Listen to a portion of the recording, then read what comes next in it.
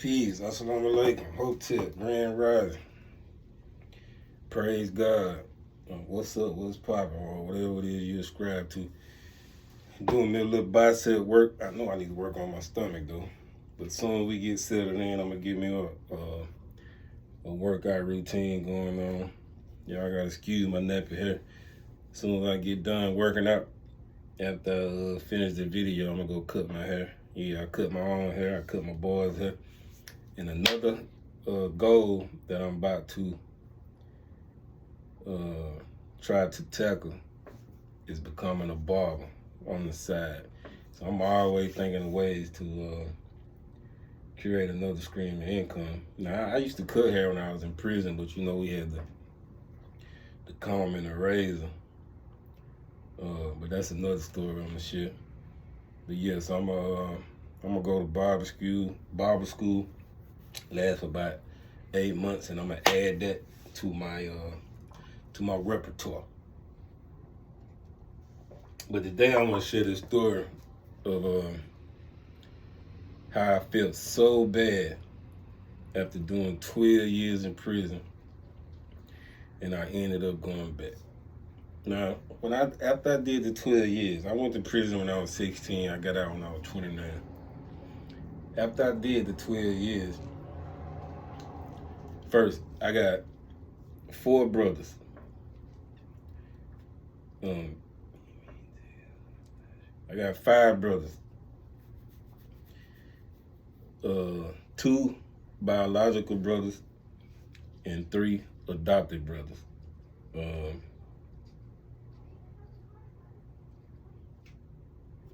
Yeah, 3 adopted brothers. Hold on, let me close this door.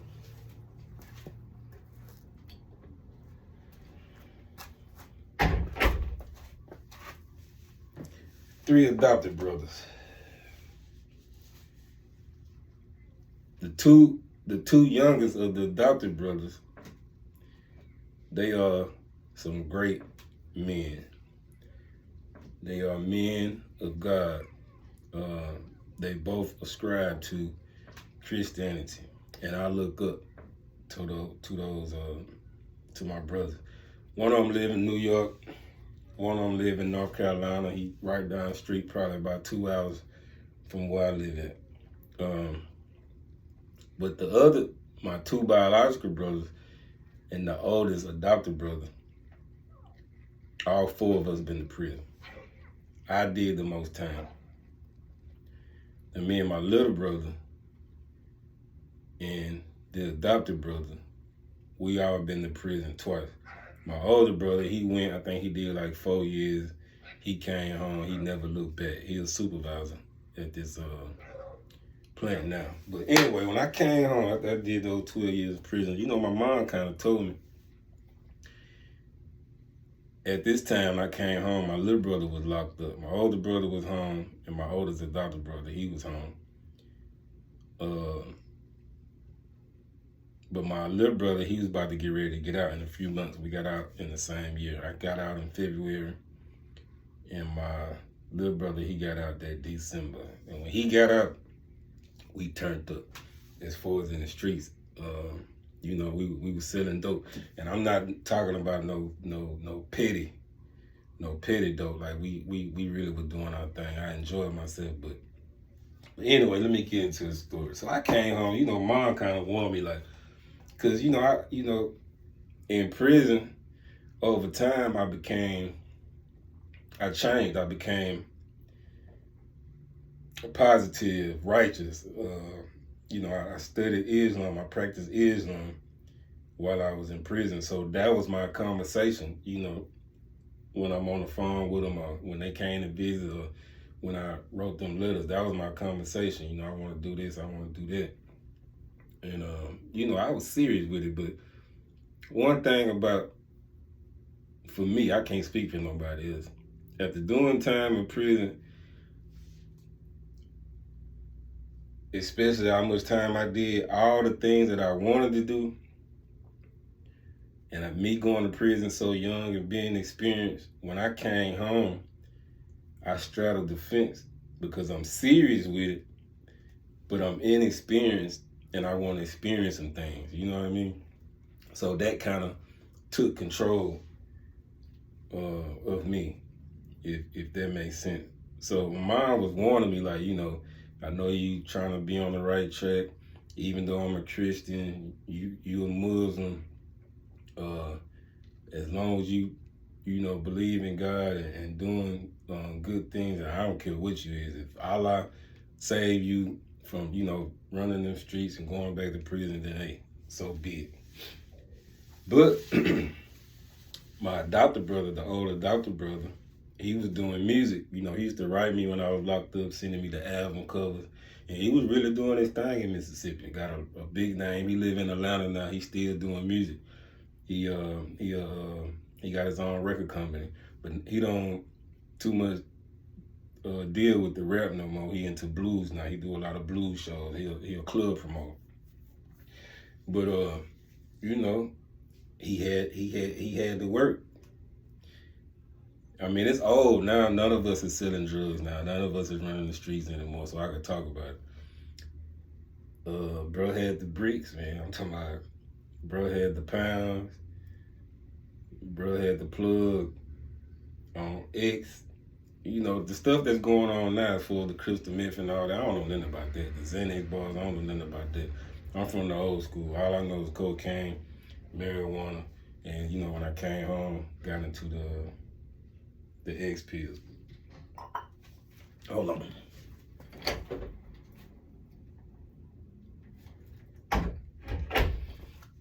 So when my little brother came home, man, we turned up. So my cousin, or my adopted brother, he was into the music. So I was preparing myself when I came home, like, this is what I'm gonna do. Cause I did and dabbed in it when I was in Oakland Training School, a place for juvenile delinquents, hanging around them cats from Memphis and Tupelo, Mississippi and all that. They was rapping, so that's why I started rapping. So when I came home, went straight to the studio, dropping. And what made my reputation shoot through the roof, because I'm fresh out of prison. Like, those are stripes. It's dumb, but those are stripes in the street. So, and I could rap a little bit. So straight to the studio and straight in the kitchen, cooking dope. That was our life, especially when my little brother came home. I had a saying in some of my rap songs: get it in, ship it out. That's what we were doing. We were getting to work. We were hustling. We built up a squad. We called ourselves Too Loyal. The name of the record company was On Live Entertainment. We built up a squad, the whole South Mississippi, from the coast all the way to Jackson. We had Dominican plugs. I remember one time we had a show with Juvenile in McAllen, Texas. That's on the borderline of Mexico and Texas. And we had this show, and I met this Hispanic female.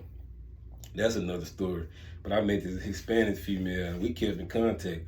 So I went and stayed with her for a few months trying to find a plug. It didn't go right, but that's another story I'm gonna tell. So I'm saying, like, we was really into that life.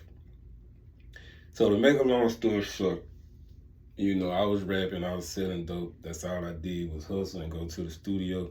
We did shows. We brought all the big names to where we from: Rick Ross, Yo Gotti, Gucci Mane, Lil Boosie. I done been around all these people. But me just being a street dude, I really wasn't into, kissing ass, and I wasn't getting no contacts. That was my fault. But that was my brother and them. That's what they did. So I mean, we had it on lock, bro. I'm talking about the drugs and the music. We had a big name where I'm from. So in the midst of all this, I was going to college. I was going to college for business and management. I didn't finish. I ended up going back to prison. So that's the story I'm trying to share. How I felt so bad after doing 12 years in prison. So it was this cat. I used to cook crack for him. I used to shout him out in my songs. He got a life sentence now, by the way. I'm not gonna say his name, but you know, for anybody back home that remember, they know who it is. And I'm gonna talk about him in another story too. But he ended up getting locked up, and I didn't know. And I'm gonna have to piece the story up in other stories, but I'm trying to make a long story short. He got locked up, and I didn't know. It was around my daughter's birthday. Her birthday was like 2-3 days off, and it was a drop on weed. So the night before, and me and my wife, we was together then. We weren't married then, but we was together. And you know, she held me down. But the night before I got jammed up, I called our producer. I'm not gonna say his name,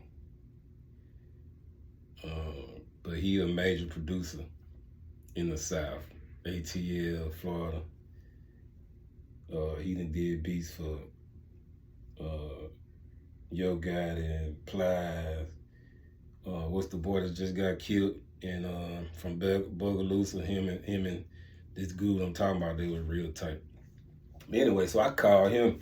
He really wasn't no drug dealer, but he had access, you know, because he around all the rappers, and this, you know, all the rappers, street niggas 9 times out of 10. So this is the energy for rap music at this time, and this was like 2008, 9, 10, 11, 12. So that's the energy for rap.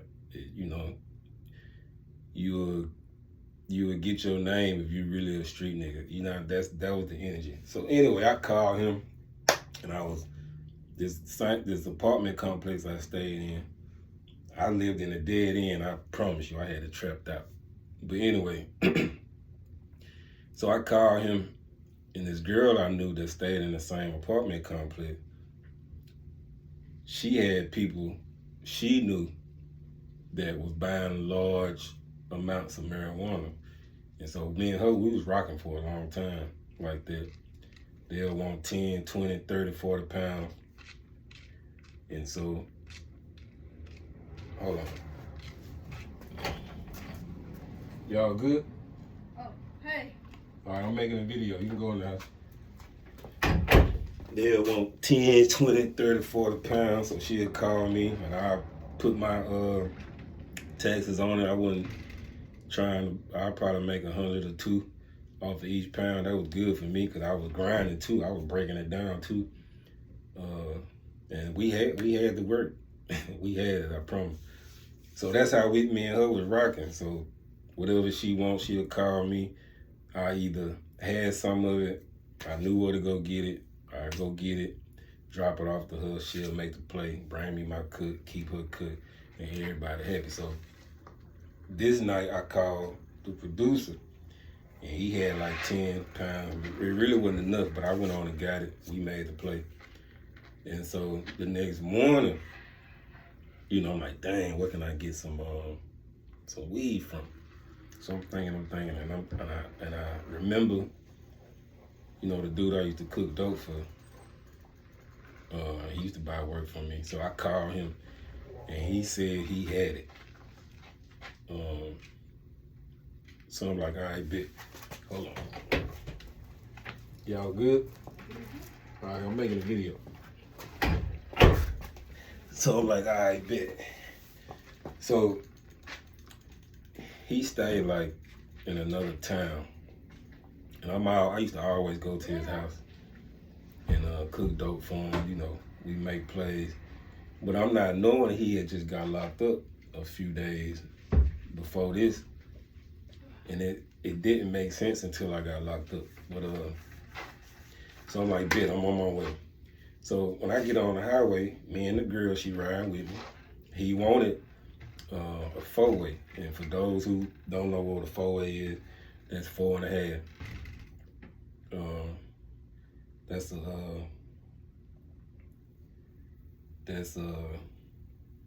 4.5 ounces.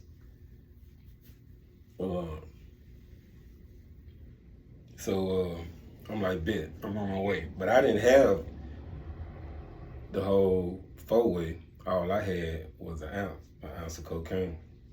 But he wanted 4, but I didn't tell him that because I wanted the weed. So the play was he had the amount of pounds I needed, and I had the 4-way, and we was gonna work it out like that. And the differences, we was gonna work the differences out. But so I'm like, bet, I'm on my way. So I strike out, me and the girl. So he kept calling me while I'm on the highway, and I'm not thinking about it. All I'm thinking about is making this move. So my little girl can have a good birthday party. You know what I mean? Everything will be straight. Because again, it's a drought on weed. So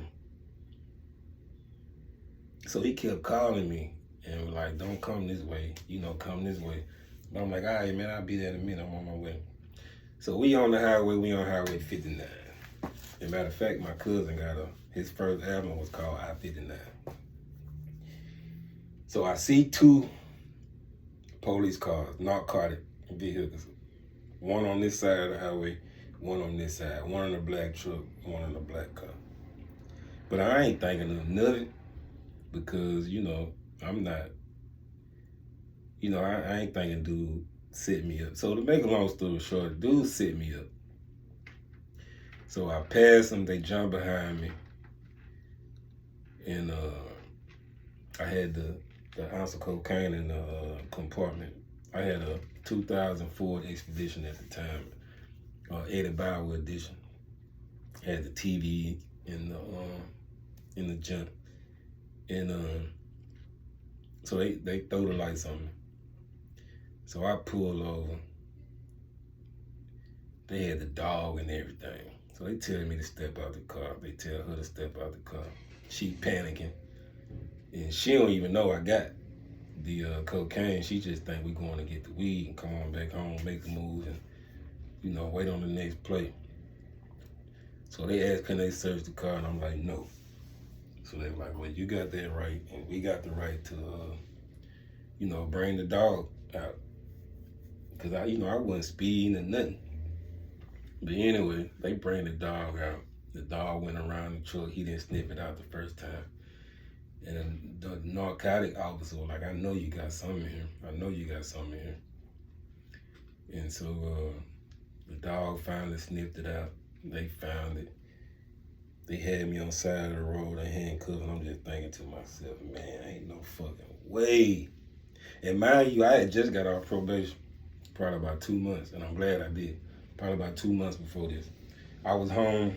I got out in 2008. I caught this charge in 2011, so I was home like 3 years.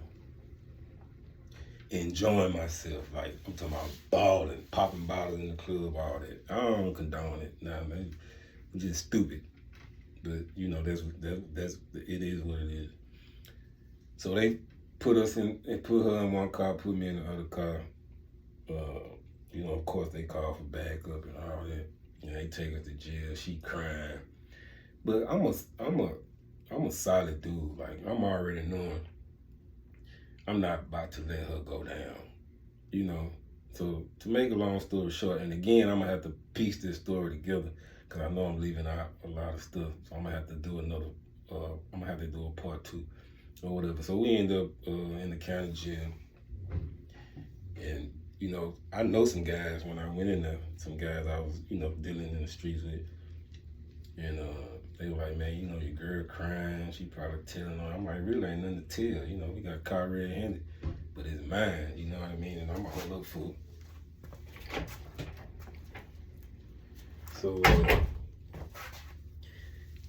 So I see her, in that county jail. We was in Prairie River County. I see her. You can see her through the window. She coming out. She crying. So I'm like, oh man. So they come get me. They take me to the interrogation room. Man, this is my right-handed guy. I bullshit you not.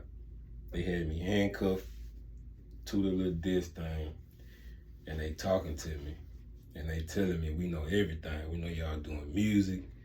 So dude, he done told the whole shebang. So now they trying to get me to tell. And like, we know you done did 12 years in prison. You finna go back. You gonna get a life sentence if you don't tell us. I'm like, man, Y'all need to do y'all job. I don't know nothing. That was my dope. She ain't had nothing to do with it. Yeah, y'all do what y'all gotta do. So they get mad. That's why you gonna be in life in prison. That's why you gonna get life in prison. Y'all stupid. You don't think we know what's going on? We know everything that y'all doing.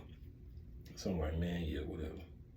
So I'm saying, like, I done been to prison before. I don't want to go back, but I'm like, man, ain't no fucking way. Ain't no fucking way. But I'm knowing soon as I get a phone call, my people coming to get me. I'm knowing this. But according to the law, they have the right to keep you in jail 72 hours before you able to bond out. And that's how they did me. But what I'm saying is they left me back in that interrogation room in handcuffs all day and most of the night because I wouldn't give them no information. It's crazy. But be on the lookout for part 2, man. I feel so stupid. I feel so stupid. I end up bonding out 2-3 days later. And the day I bond out, we shoot to Atlanta to do a show.